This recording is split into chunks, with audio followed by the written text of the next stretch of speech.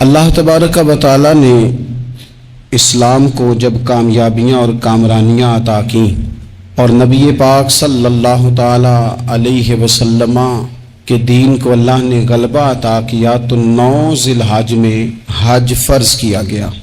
حج اس سے پہلے بھی کیا جاتا تھا، پرانی شریعتوں میں بھی حضرت ابراہیم علیہ السلام کے طریقے پر حج ہوتا تھا، پھر کفار مکہ نے، قریش مکہ نے اس میں کچھ غلط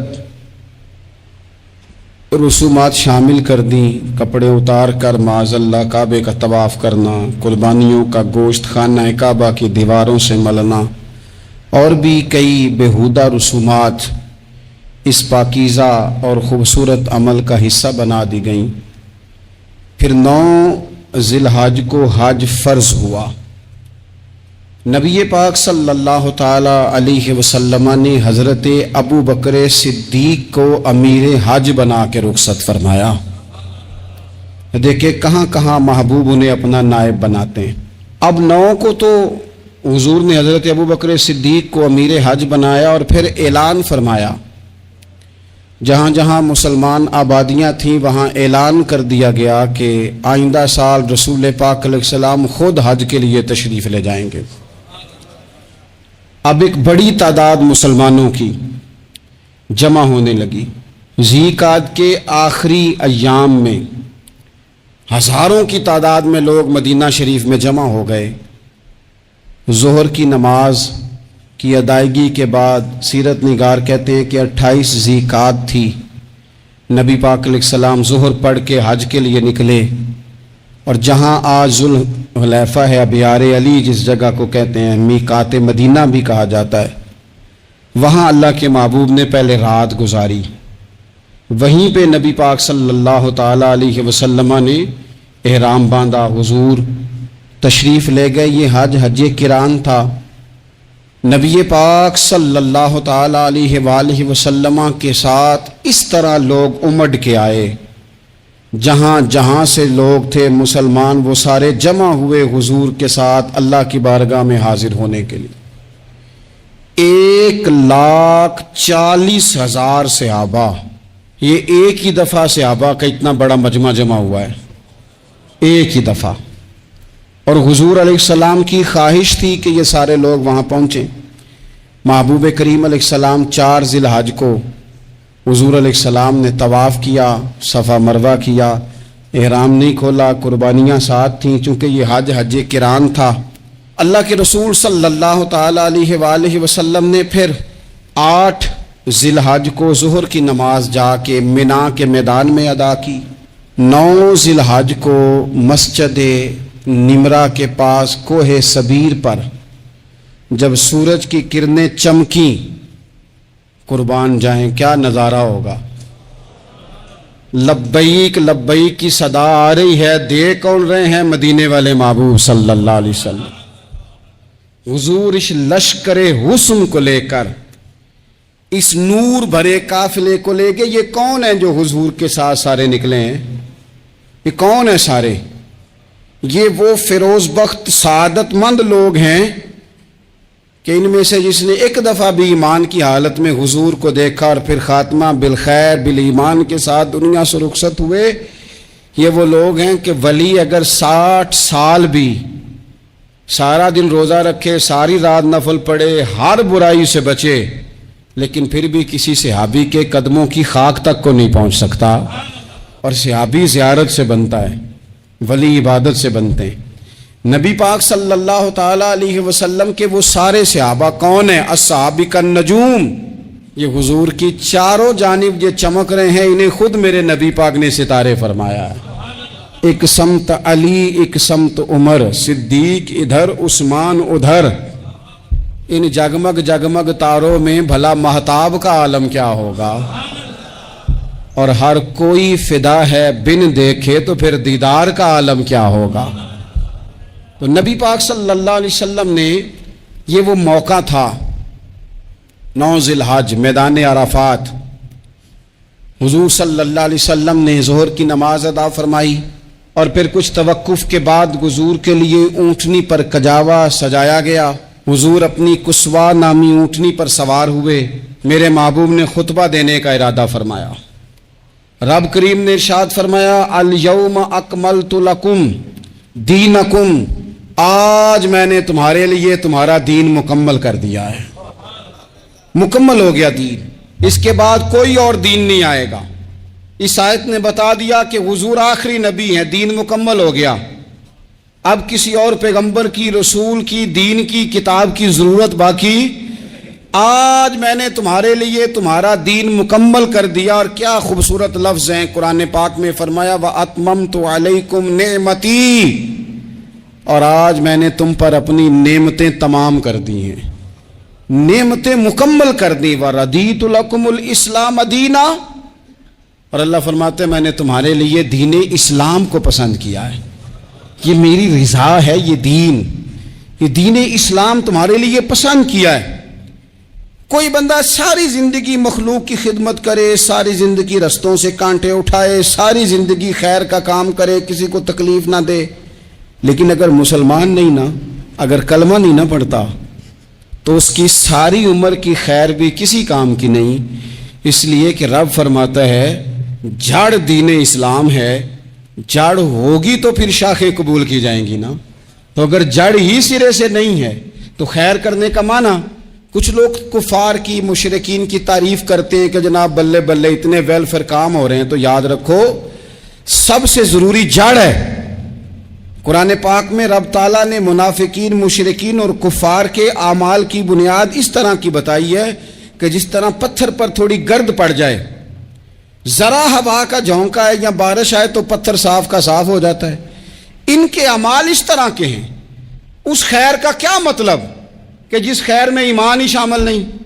जब तक बंदा मोमिन ना हो उसका कोई अमल भी अल्लाह की बारगाह में काबिल कबूल नहीं होता। ये आयत नाजिल हो गई, फरमाया दीन मुकम्मल हो गया। ओ मेरे भाइयों, खुदा रा सोचो, कोई शय मुकम्मल नहीं दुनिया में, कोई शय भी। करोड़ों का मकान बना लो फिर भी कोई ना कोई नुक्स निकल ही आता है। कोई दुनिया में शय मुकम्मल है ही नहीं। अगर कोई शय मुकम्मल है तो वो मदीने वाले रसूल का दीन मुकम्मल है। मुकम्मल, जब हम कहते हैं ना मुकम्मल दीन, तो लोग समझते हैं तो शायद सादी सी बात है। ये वो वाली बात है जो दुनिया में कहीं नहीं पाई जाती। जब ये आयत नाजिल हुई थी ना, तो बुखारी में मौजूद है, एक बहुत बड़ा यहूदियों का आलिम हज़रत उमर फारूक रदी अल्लाह ताला अन्हु से कहने लगा, ये जो तुम पर आयत नाजिल हुई है ना कि दीन मुकम्मल हो गया, ये अगर हम पर नाजिल होती ना, तो जिस दिन ये आयत नाजिल हुई होती हमने हर साल उसी दिन को ईद बना लेना था कि दीन मुकम्मल हो गया। अल यौम अकमलतु लकुम दीनकुम, दीन मुकम्मल हो गया। हम तो ईद बना लेते। तो हज़रत उमर कहने लगे हम पर भी बड़ा फजल है। जिस दिन आयत नाजिल हुई थी अरफा का दिन भी था और जुमे का दिन भी था। एक नहीं दो ईदें थी मुसलमानों की, दो ईदें थी मुसलमानों की, दो। अजीज भाई, दीन मुकम्मल अल्लाह ने दिया। और हजरत अब्दुल्लाह इब्न अब्बास रदी अल्लाह ताला अन्हु ने तो एक मकाम पे इसका जिक्र भी कर दिया। जब उनसे किसी यहूदी ने कहा ना ये आयत हमें मिलती तो हम ईद मनाते, तो फरमाया तुम एक मनाते ना, हमारी दो थी उस दिन। जुम्मा भी तो मुसलमानों की ईद का दिन है ना। बहुत सारे लोग हैं बेचारे जो कहते हैं इस्लाम में ईदें सिर्फ दो हैं, और वो भी सिर्फ परेशानी उन्हें ईद मिलादुन नबी वाले दिन होती है, उसके आगे पीछे नहीं होती।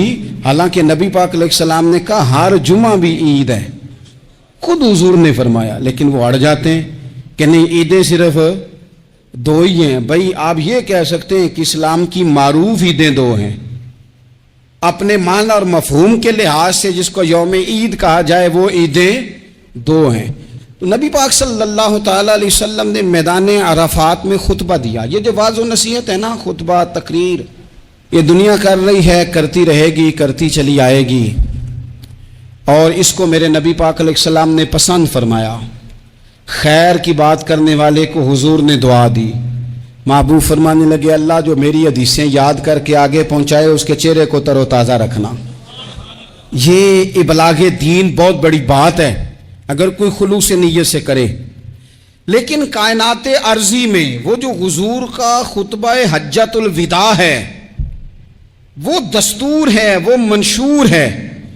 इंसानी हुकूक पर उससे बड़ा चार्टर ना पहले कभी था نہ قیامت تک دوبارہ بن سکتا ہے۔ اس کو خطبہ حجۃ الوداع کیوں کہتے ہیں؟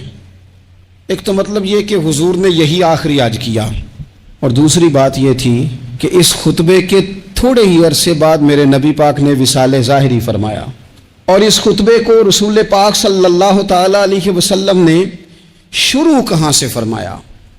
یہ خطبہ دیکھیں شروع کہاں سے ہو رہا ہے۔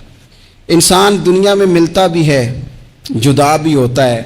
یہ جو جدائی کا وقت ہوتا ہے نا، جدائی کا، شاید بڑی سوچ سمجھ کے کہا تھا حضرت میاں صاحب نے، بڑی غور کر کے انہوں نے کہا تھا کہ دریا کنڈے روخ نہ لائیے، جو آوے روڑ جاوے۔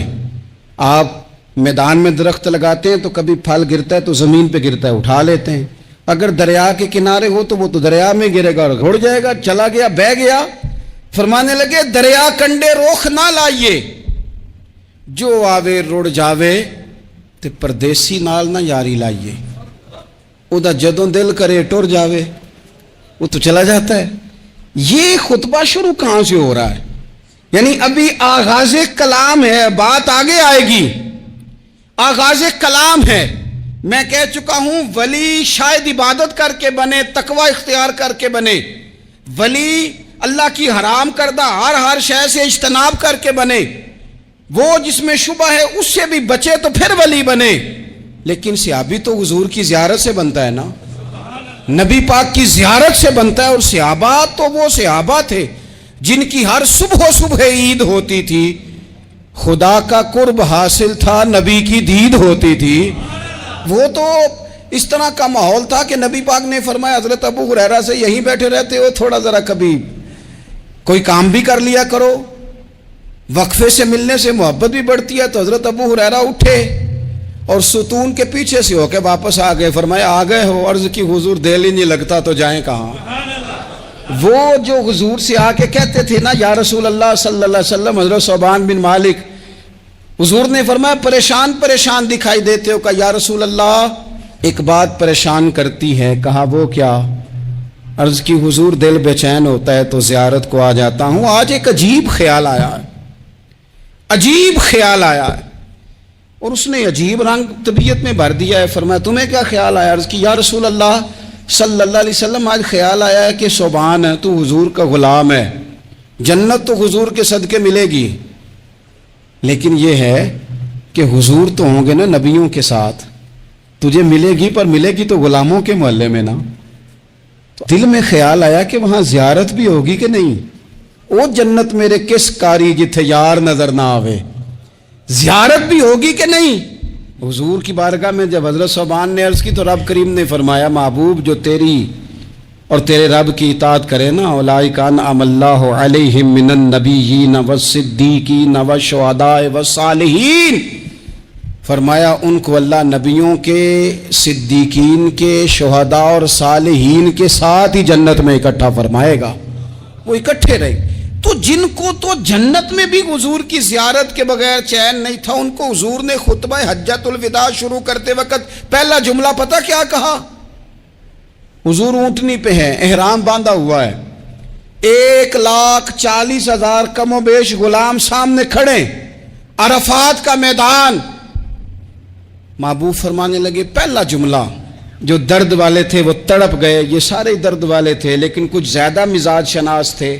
محبوب نے پہلا جملہ کہا، حضور فرمانے لگے لوگو جس طرح آج اکٹھے ہوئے ہیں شاید اس کے بعد دوبارہ ہم اکٹھے نہ ہوں۔ پہلا اعلان ہی کر دیا کہ یہ تمہارے ساتھ جو آج خطبہ ہے نا، اس میں اشارہ دے دیا کہ دوبارہ نہیں جمع ہوگے، اگلا حج نہیں کرنا، بس ختم ہوئی بات۔ یہ آخری پہلی بات ہی حضور نے یہ بیان کی۔ اب وہ اتنے دل نرم ہو گئے حضور کی بات سن کے، آنکھوں میں آنسو اس طرح آ گئے، طبیعت کا ملان اتنا بڑھ گیا کہ ہر ایک کا دل کشکول بن گیا، ہر طرف سے آہیں اور سسکیاں ہیں کہ حضور کے وہ جملے یوں صحابہ لے رہے تھے جب آپ سے کوئی کہہ دے کہ بھائی یہ وقت بس آخری ملاقات کا ہے، تو پھر انہوں نے وہ تو حضور کی ہر بات ہی توجہ سے سنتے تھے، پر یہاں جو انداز بن گیا وہ انوکھا بن گیا۔ فرمایا شاید دوبارہ ملاقات نہ ہو۔ پھر میرے کریم محبوب صلی اللہ تعالی علیہ وسلم نے فرمایا جس طرح تمہارے لیے یہ شہر حرمت والا ہے، مکہ حرمت والا ہے نا، ایک نیکی کرو تو مکے میں 1,00,000 کا ثواب حرم مکہ میں، ایک گناہ کرو تو وہ بھی 1,00,000 لکھا جاتا ہے، حرمت والا ہے، بڑی عزت والا ہے۔ فرمایا جس طرح یہ گھر عزت والا ہے کعبہ، جس طرح یہ شہر عزت والا ہے، فرمایا جس طرح آج کا دن حرمت والا ہے، مسلمانوں میں تمہیں بتا کے جا رہا ہوں، تمہیں سمجھا رہا ہوں، اسی طرح میں نے تم سب پر ایک دوسرے کے مال اور عزت کو حرمت والا کر دیا ہے۔ اور صحابہ کو نا حضور نے پہلے یہ سبق پورا، حضور نے پوچھا، یہ بھی ذرا کمال ہے، یہ بخاری مسلم کی حدیث ہے، حضور نے صحابہ سے پوچھا 9 ذی الحجہ ہے، جمعے کا دن ہے، ذی الحج کا مہینہ ہے، سب کو پتہ ہے، لیکن نا آپ جمعہ پڑھنے ہیں تو میں آپ سے کہوں کہ آج کون سا دن ہے تو آپ کہیں گے جناب جمعہ ہے، عجیب آدمی ہے، جمعہ پڑھا رہے ہو، لیکن جو صحابہ کا انداز ہے وہ اور ہے۔ حضور نے پوچھا آج یہ کون سا مہینہ ہے، یہ ادب ہے، یہ مقام ہے، یہ وہ مقام ہے جہاں بہت سارے صرف عقل والے بندے جو ہوتے ہیں نا وہ بیچارے گرتے پھڑتے ہیں، کہتے ہیں جی بات آتی ہو تو بتانی چاہیے، یہ کیا بات ہوئی جی، بندہ بولے ہی نا، یہ کیا لیکن کچھ لوگ ایسے ہیں جن کا دھارا ادب کچھ اور ہوتا ہے، انہیں ڈھیروں باتیں بھی آتی ہوں تو ہر جگہ بات کرنے کی نہیں ہوتی، سب جگہ کہانیاں سنانے کی نہیں ہوتی۔ حضور نے فرمایا کون سا مہینہ ہے، قربان جائیں بھیا کو زبان ہو کے کہنے لگے واللہ و رسولہ عالم، اللہ جانے اللہ کا رسول جانے، سانو تے قید سجن دا گہنا ہے، او جنج رکھے ایسا اونج رہنا ہے، ہمیں کیا پتا، پوچھا کسی نے، لکھا ہے صوفیاء نے، کسی نے پوچھا تمہیں پتہ نہیں، کہنے لگے چپ کر، ہمیں کیا پتا کون سا مہینہ ہے، تو حضور نے فرمایا آج تاریخ کون سی ہے، بھائی صاحب کو پتا تھا نا 9 ذی الحج کو ہی حج ہوتا ہے، کون سی تاریخ ہے، کہا واللہ و رسولہ عالم، اللہ جانے اللہ کا رسول جانے، قربان جائیں۔ حضور نے پوچھا دن کون سا ہے، سب کو پتا ہے جمعہ ہے، کہنے لگے واللہ و رسولہ عالم، اللہ جانے اور اللہ کا، وہ صحابہ بتا کیوں نہیں رہے، تو اہل محبت کہتے ہیں صحابہ کا جواب یہ تھا ہمیں کوئی مہینوں سے غرض ہے، ہمیں کوئی دن سے غرض ہے، ہمیں کوئی تاریخ سے غرض ہے، حاجیو آؤ شہنشاہ کا روزہ دیکھو، کعبہ تو دیکھ چکے کعبے کا بھی کعبہ دیکھو، ہمیں تو محبوب سے غرض ہے۔ مہینہ تھا ذی الحج کا، اگر حضور کہہ دیتے ذی الحج نہیں ذی قعدہ ہے تو ہم نے ذی قعدہ بنا لینا تھا، تاریخ تھی 9، اگر حضور فرما دیتے 11 ہے تو ہم نے 11 ہی بنا لینی تھی، دن تھا جمعے کا، اگر حضور کہتے پیر ہے تو ہمیں کیا لگے، ہمیں تو محبوب کی رضا چاہیے۔ آپ دیکھیں نا ایک صحابی کے ہاتھ ذرا لمبے تھے تو حضور نے فرمایا یا ذوالیدین، او لمبے ہاتھوں والے، ان سے کوئی پوچھتا نام کیا ہے تو کہتے میرا نام ہے 2 ہاتھوں والا، او بھائی میرے بھی 2 ہیں، تو کیوں 2 ہاتھوں والا، کہنے لگے یہ نہیں مجھے پتا، مجھے نبی پاک نے کہا 2 ہاتھوں والا، تو ٹھیک ہو گئی جو حضور نے نام رکھ دیا۔ تو حضور سید عالم نے پوچھا، پھر حضور نے حرمت یاد کرائی، فرمایا یاد رکھو یہ دن بھی بڑی عزت والا ہے، جمعے کا ہے، یہ مہینہ بھی بڑی حرمت والا ہے، ذی الحج کا ہے، یہ تاریخ بھی بڑی حرمت والی ہے، لیکن فرمایا جس طرح اس دن کی، اس شہر کی، اس مہینے کی تم نے عزت کرنی ہے، اسی طرح ایک دوسرے کے مال کا، ایک دوسرے کی عزت کا تم نے پاس کرنا۔ مسلمان بھائیوں خدا را، یہ حضور کہہ رہے ہیں یار، نبی پاک نے کعبہ کے سامنے کھڑے ہو کے فرمایا بیت اللہ تیری بڑی شان ہے، تیرا بڑا مرتبہ ہے، لیکن فرمایا میرے مومن کی عزت رب کی نظر میں کعبے سے بھی زیادہ ہے۔ ہم کیسے بیٹھ کے یار، ہم کیسے جرأت کرتے ہیں کسی کی پگڑی کھولنے کی کونے میں بیٹھ کے، ہم اپنے گھر بیٹھ کے کسی پر تبصرہ کر گئے، کسی بندہ مومن کی عزت اچھال گئے، بالکل پتہ نہیں تھا بات کا اور ہم نے کہانی بنا دی پوری کی پوری، داستان سرائی کر گئے۔ صبح سے شام تک ہماری گپ شپ کا عنوان کیا ہے، کسی نہ کسی کا شکوہ، کسی نہ کسی کی شکایت، یہ ہماری گپ شپ ہے۔ خدا را، حضور نے تو خطبہ حجۃ الوداع میں پہلا سبق یہ دیا تھا کہ میرے جانے کے بعد ایک دوسرے کی عزت کرنا، اور اسی خطبے میں ایک جگہ پہ فرمایا یہ نہ ہو کہ میرے جانے کے بعد تم ایک دوسرے کی گردنیں مارنے لگ جاؤ، ایک دوسرے کی عزتوں کا خیال کرنا، پاس کرنا۔ مسلمانوں، میرے عزیز بھائیوں، بزرگوں، عزتوں کا دفاع شروع کریں، تھوڑی دیر کے لیے اپنی زبان لوگوں کے اوپر تبصرہ کرنے سے کنٹرول میں لائیں. کچھ چیزیں ایسی میں مختلف شہروں